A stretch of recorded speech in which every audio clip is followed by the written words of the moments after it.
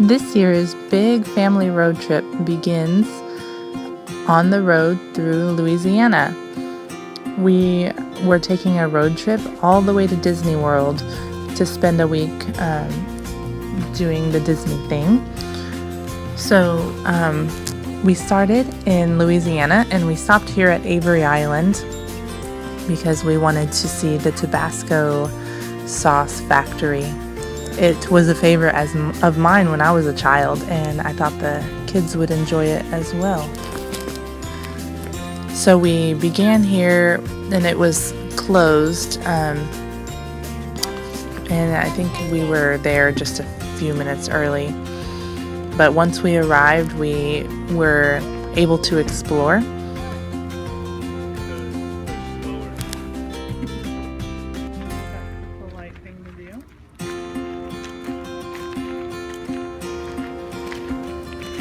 When we got there, we went up and bought our tickets to do the walking tour up at the front, and then we began our tour checking out the little cases.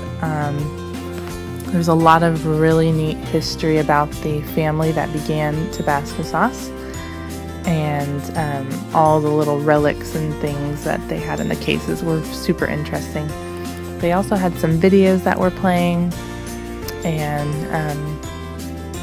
later on, we went through to the gift shop and taste tested some things. So enjoy our little tour of the Tabasco sauce factory.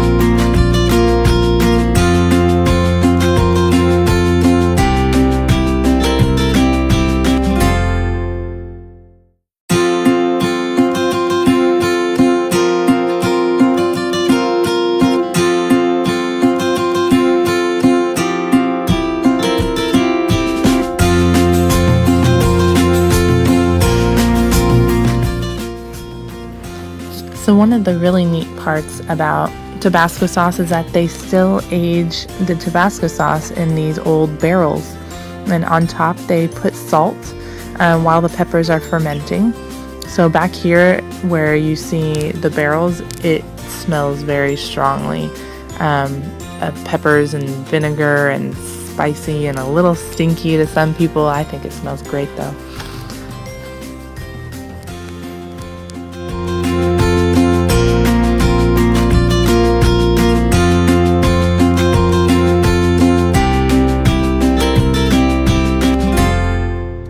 The smell is awesome. Push the button to smell it. What do you think? Smells good. Smells good.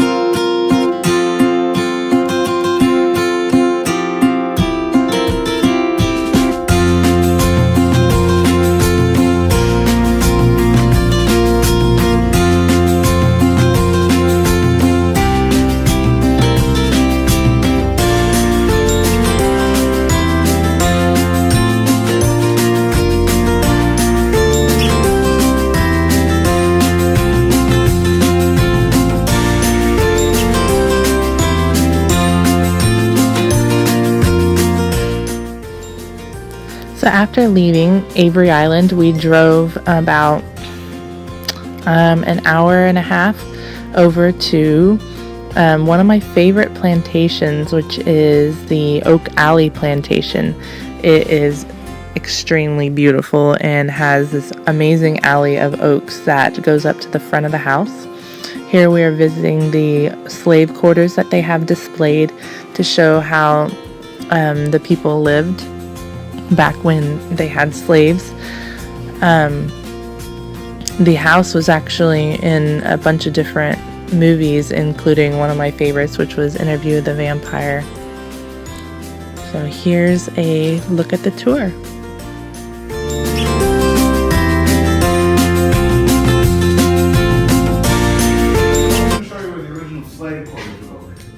Now, we'll also share the history of the home with you guys. I'm going to introduce y'all to the first family that lived here, as well as the last family. The first family, their last name is Roman or Roman. And the last family, their last name is Stewart. But let's start from the top. The first family and the first owners, we can be seen in this room, and we can be seen against this wall. The gentleman, his name is Jacques, and that is his wife. Her name is Selena, and these are the Romans. Now, both Jacques and Selena were born in Louisiana. Jacques was born in Appaloosa, Louisiana, in the year 1800. He came from a very powerful family, undisturbing breeze. Now, on really hot days, they'll place a bowl of ice into there to create an even cooler breeze. And that might not seem like much to us. In today's day and age, ice is fairly easy to access. But back then, if you had ice on the clear sign of luxury, what?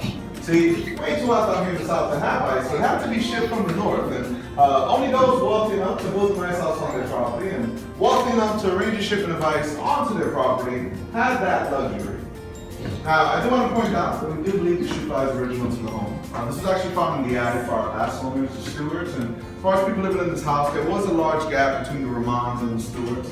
The home was vacant for a very long period, so we do believe this is original to the Roman family. It is unfortunately not in the best of shape anymore, but it's in good enough shape to display, not so much to demonstrate, so I would ask if you use your imagination, but the fan, it does sway back and forth just like this. Now, as I mentioned in the parlor, these doors would remain open as we're keeping the home cool.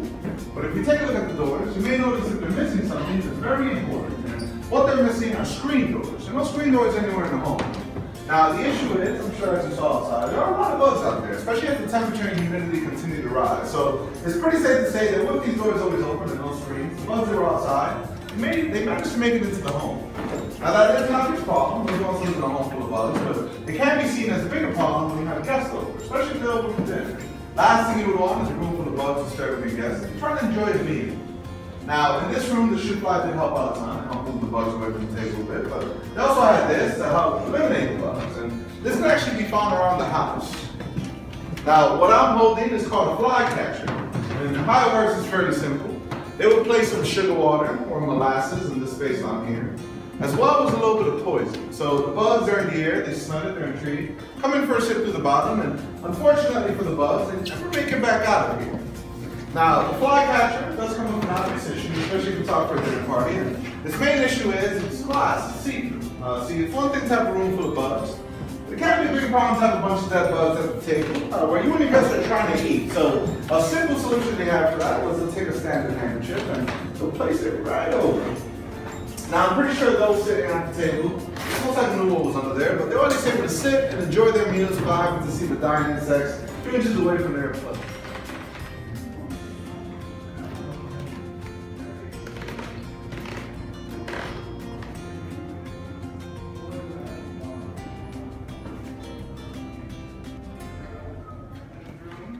Down the hallway on the left-hand side will be the master bedroom on the right. Handstand.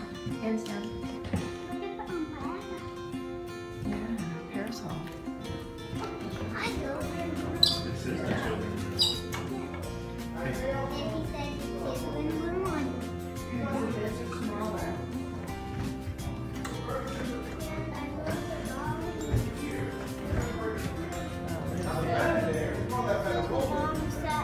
How squishy the neck is.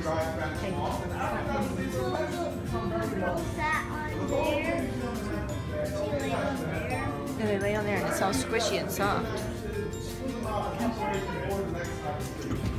that doesn't take a very long time to complete.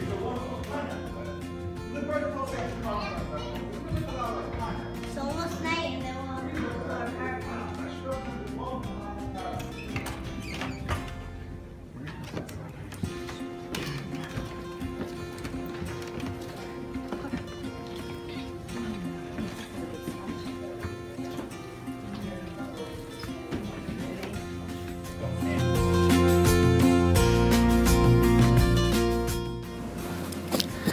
So at the end of our tour, we basically wandered around for a little bit longer, and then we decided that we would drive to New Orleans and, of course, have a beignet from Café de la Mode. So here is Bourbon Street and our little visit to New Orleans. Thank you for joining us on our trip through Louisiana, and stay tuned for the rest of our trip to Disney World.